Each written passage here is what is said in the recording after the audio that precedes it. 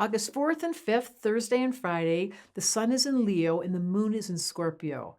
This is not easy. No, Thursday and Friday is not easy, especially if you're an Aquarian or a Taurus. You're going to feel a little bit off. What happens when the sun and moon are squared?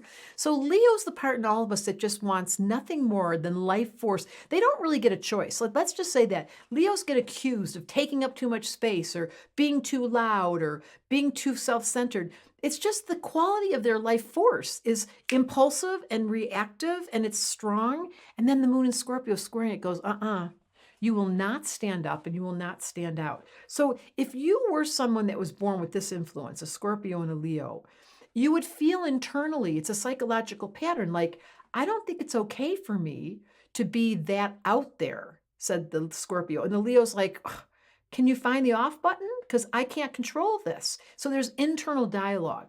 Now we're going to add to that on the 4th, Mercury's in Virgo. It's its natural placement. You know this, that wherever the planets land, what sign they land in, some places are super comfortable. Like the sun loves to be in Leo. Of course, the sun is life-giving force. It loves to be in that sign that's all about force, life, energy. Mercury loves to be in Virgo. Why? Because Mercury is the intellect. It tells us how the mind works. And Virgo lives by the words, I analyze. So it's a very high intellectual time, except that there's that square with the sun and moon. So the sun is in Leo, the moon's in Scorpio, then opposite the Leo is Saturn in Aquarius, and opposite the moon is Mars and Uranus in Taurus. So literally, there's 5 planets in a grand cross like this. I automatically know when a baby's born with this, it's a serious influence of a soul who wants to learn lessons. You cannot have 4 planets all 90-degree angles and not have tension in your life. It's not a bad thing. People come to see an astrologer and they go, oh, look at my chart, I've got a grand cross. You know what it tells me?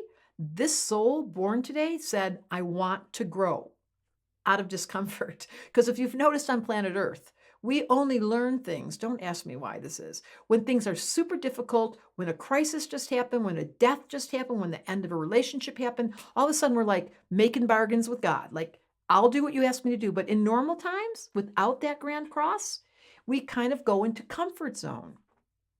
So there is a mystic rectangle in the heavens, which is 4 planets not in the grand trine, not in the T-square or the grand cross, but actually all in harmony. So we have in Earth, we have Pluto's in Capricorn, the moon is complementing it in Scorpio, Mars and Uranus are in Taurus, and Venus is in Cancer. So there's all earth and water. The short answer, let me make that simple.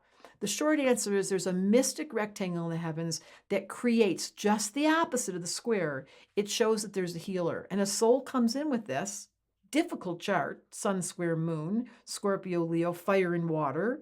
But their soul said, give me the gift of the healer and I'll make it through all this. And that's really what astrology is about. You get given karma, you have a pattern brought to you by your family, you have a personality type, and then you have the observer, where you wake up inside the dream and you go, I am so sick of me. And once the observer's on and you get sick of the patterns, you introduce the healing. By the way, on the 5th was Neil Armstrong's birthday. I love that he was a Leo and he got to be the guy that saw the earth from a distance. What a beautiful thought to be able to turn on your observer enough to pull off this planet like an astrologer would, and thank you, Neil, and return the visual of how there's only one of us here.